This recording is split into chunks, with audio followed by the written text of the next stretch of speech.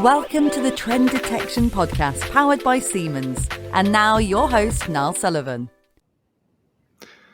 Hello, everyone. Welcome to this episode of the Trend Detection Podcast. I'm really pleased to have Peter Schopf back on the podcast. He's been on a few times in the past. We've got this semi-regular IoT Time slot where there's no real fixed agenda, but we just talk about what Peter's seeing in the market at the moment, based on his conversations with customers, all the events he goes to, and everything else. But for those who maybe haven't listened to our previous conversations, I'll just ask Peter just to quickly sort of introduce himself. So over to you, Peter.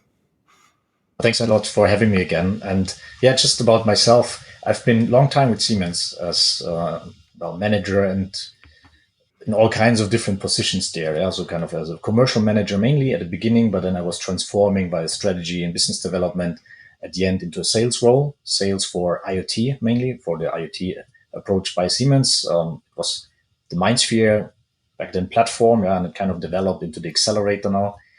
And well, this was very exciting. And at the same time, I also had a kind of hobby project within Siemens about augmented reality. So how to approach that. That kept me busy for 7 years in parallel to my main job. And I also started to make a PhD about that topic. So I'm very excited as well about the possibilities of the industrial metaverse, for example, which is a big Siemens focus, but all in the connection under the umbrella of Industry 4.0. That is really driving. And now I had the possibility, a very nice one, to try out myself to go into consulting, digitalization consulting, which I'm currently doing with kind of a network of peers.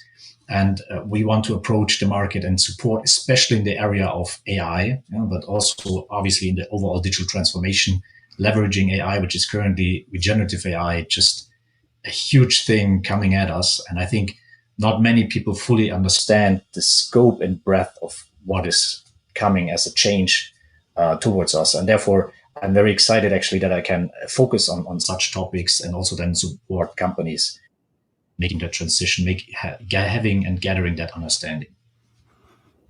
Yeah, no, absolutely. No, really good to hear. Just to sort of kick us off, I guess, because obviously there was a big event in Nuremberg, was it last week or the week before, SPS, which Siemens has a slightly big presence, one might say. But you were obviously there, Peter. I mean, was there any sort of key takeaways in terms of key themes at the moment? It might have been some of the things you've just mentioned, actually, but what sort of stood out to you at the event? Exactly. So that was also what interested me a lot, I have to say. Obviously, I was first time at the SPS, not as a Siemens employee, but in a neutral way. And so I was very much looking forward to explore different angles and different presentations. And there lots of interesting things, of course, but also very technical, very product focused. And as you pointed out, I mean, Siemens setting, it was a whole hall just by Siemens and very impressive again. And what I really liked about that approach was kind of this end-to-end approach towards digitalization. Yeah, where you start with the design, you then go into the production phase, you go into optimization phase. And so they had these different areas basically set up. So it was very nice to kind of follow along. And at the end, it was sustainability and energy management. And this all kind of as an integrated package. And I think that is one of the themes that are very relevant, that it's not only product focused, that it goes much more. Companies try to provide solutions, not just products, but really the customer end-to-end experience is something that many more companies try to address at the moment. And what is then obviously also playing a role in that context is AI. There also, again, Siemens was, I do admit, the only company I found which already had acclaimed production-ready generative AI approach. Yeah, so you could chat with a machine, just ask it about its current status, and it would reply via a large language model in a very comprehensive and intuitive fashion. Yeah, so very nice approach, and also, I mean, they address the possibilities via AI coding of than SPSs and else. So that was very, of the controls of the machines. That was very interesting, I think, as well. And Yeah, and it was something we talked about before. So we talked about this visualization of digital transformation. I guess that's sort of the next step on that journey, right? Because that's a great example of that, what you were describing before we went on air. Yeah, exactly. I mean, as I was still with Siemens being a sales leader, we always struggled with the problem to kind of convince customers of the overall digital transformation. Because, well, customers have this tendency, which is obviously understandable. They look at certain implementation projects for digital transformation in a way as if they would evaluate one of their product offerings. And that means that typical kind of question, what is the ROI? Yeah, do I have the ROI in 1 year or in 2 years when I do that project? And if it's 2 or more, I just don't do it because I have other potential product developments which have a quicker ROI. So what was lacking in that understanding is the difference between you need to have a digital transformation of your company. And of course, on the other side, you have specific product developments, but it's kind of a different beast. And for example, at Siemens, we tried to coin kind of a visualization of a theme park, which then you can discuss. It doesn't really make sense to evaluate your experience in a theme park on the first ride, basically. Yeah, so if you go in and you just have one ride, you pay a lot of entry fee, and if you just evaluate until that point, it doesn't make sense. So conceptually, you can think of, well, if I go into a theme park, I need to walk around, I need to have different rides. So I kind of need a journey within the theme park. And that was already a nice picture, I think, to align some of these learnings, some of these insights that are not intuitive, where it's surprising how many companies do it wrong, do that the wrong estimation, have wrong decision criteria to evaluate something like that. And I've been just thinking about another way to visualize it, and I would just love to discuss it also with you and the audience as such, because it's actually the first time I'd want to talk about it. And that's kind of to make that clear, the importance of data and the overall context of a transformation. So just try to visualize and be critical, feel free about that. But try to visualize you are a mayor of a village, medieval village. So in the old days, basically, but you have a big vision. And the village, maybe it's Munich, but it's a small village, just a couple of huts, a lot of peasants around who work the fields, some smiths who have worked their day off hammering some irons and stuff. But you have the big vision. You want to transform. You see the future kind of, and okay, I don't want to remain a village. I want to become a big city. I want to develop, for example, Munich, a city into real thing. So what would you need to do? You will need to start creating the infrastructure for that. And always you can transfer that obviously to companies. For example, you need to have a water supply and a sewer system. Without that, villages didn't have that. But without the regular water supply, you will not be able to transform into a city. That's kind of a key requirement.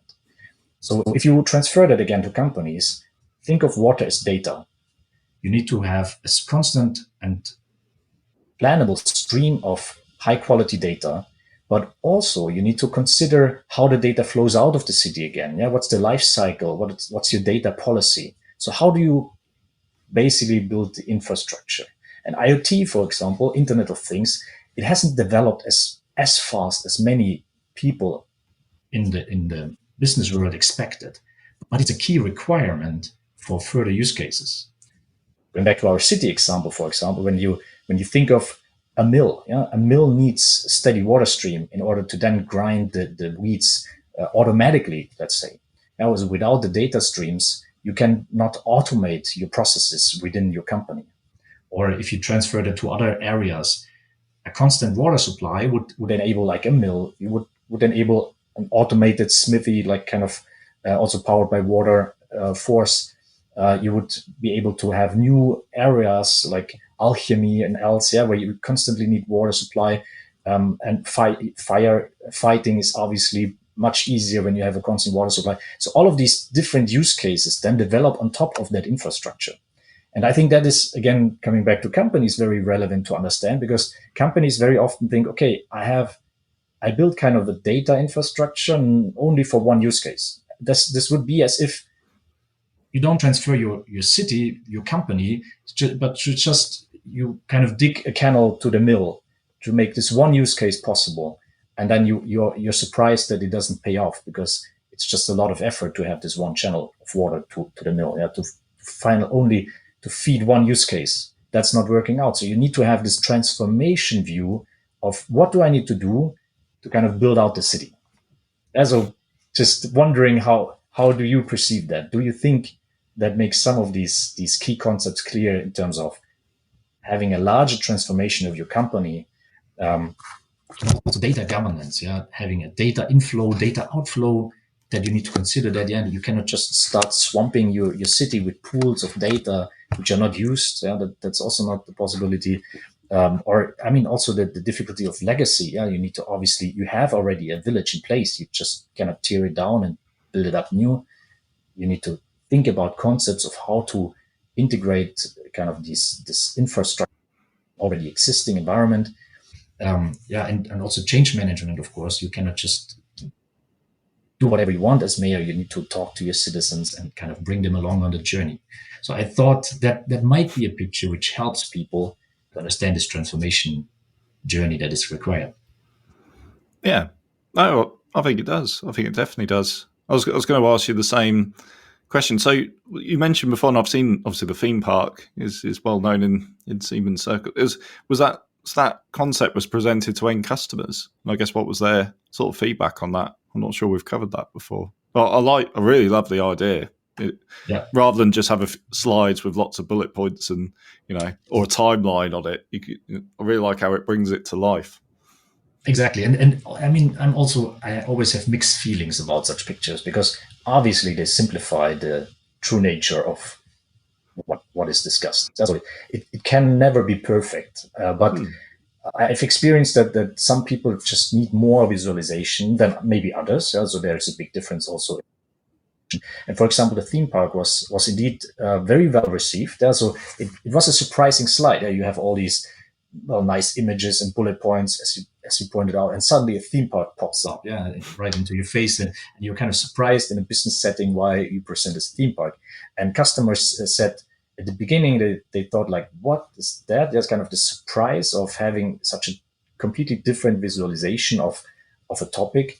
But one guy especially reminds me that he said, at first I was surprised. As you explained it, I kind of liked the idea. And as I slept over it, I liked it a lot, because it does really bring across some of these key understanding points, which are not so intuitive. So therefore, I think it's really something that is worthwhile exploring, to discuss, but also be critical about it. It does have its boundaries. And for example, I've been thinking, how can I bring AI into the picture? Because from my point of view, it all comes together. And that is also very important insight. It's not only IoT. It's not only augmented reality, which is kind of this hobby project and immersive technologies of the industrial metaverse, in which direction it might develop. But it also is AI, it's big data. This Industry 4.0 is a comprehensive approach where all of these topics come together, and in synergy, then they create the value.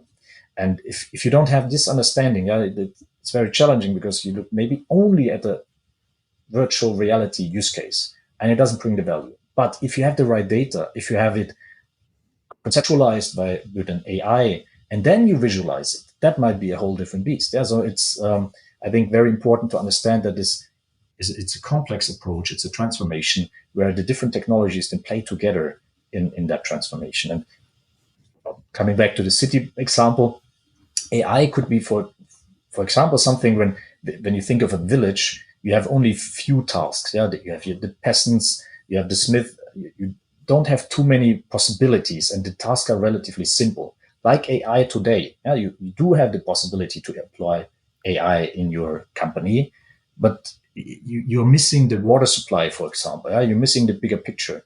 But if you then transform your company and you have a steady stream of water, for example, data, but you also have just much more kind of possibilities, much more professions that you can then employ. That might be kind of to explain how you then bring different AI concepts into the picture, like generative AI. I think that's really transformational.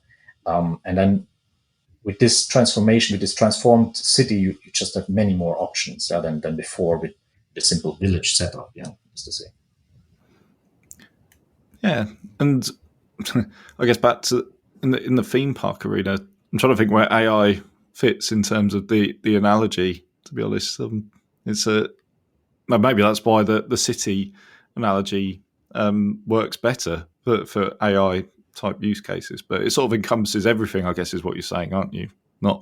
Don't treat it in isolation. Exactly. Yeah. And in the theme park, that's why I kind of moved away from that, from my conceptual experience and what I would like to explain, because the theme park is kind of you as a person walking around and just picking up rides and having fun. Yeah, it does kind of tell you need to have a journey. Now, this journey approach, I think, is very important. But this city example would be this: you need to transform your company, and this transformation view that I think is in a broader context of Industry 4.0, where you don't only talk about, for example, only IoT, the IoT theme park. I think kind of such a city transformation might make it clearer that it's actually more complex than having a day in the theme park. Yeah, and more. I guess the other good thing about it is it's about things being interconnected as well. So I'll say like the water flowing in or the data flowing should flow into lots of different areas and affect lots of different things. Whereas the theme park analogy, sort of everything's in isolation. Obviously, you travel to different bits and test different bits, but yeah, I feel like the city, if you were to build a city or a village from scratch, I think it was village, was it? Village from scratch, you'd obviously have to go part by part, like bit by bit, and build up the infrastructure and stuff. So that's where I feel it sort of makes more sense, I'd say. Yeah, it all has its kind of different aspects and different ways of looking at things. But I do think it helps to have this broader understanding, because there are some experts who have an understanding, who have a vision and know what to do. But there are many more people who are experts in other fields, but maybe it's not in the digital transformation area. And there, I could imagine that it brings a lot of value. And yeah, you need to accompany that also by other learnings, of course. I'm currently building an AI presentation, really how to explain AI. And it comes also, I think what's very, very valuable to understand, AI is not AI. That's kind of a whole area. And we have used AI for a long time now, supervised learning mainly, where you kind of develop supervised learning. It just very briefly is basically you label things and then you recognize things based on these labelings. Spam mails, for example. You label mails if they're spam or not, and eventually you have an AI that can do it for you. You can say yes or no, it's spam or it's not spam, or a product quality inspection. It's a good product or a bad quality product. So that has been around for some time now, and companies have started using it, started employing it. But for example, generative AI, it's a completely new approach with new possibilities, which actually is based on a paper that came out 2017. So it's kind of 6 years in where the foundation, well, obviously it all builds up step by step over the last 100 years, but the key for generative AI was this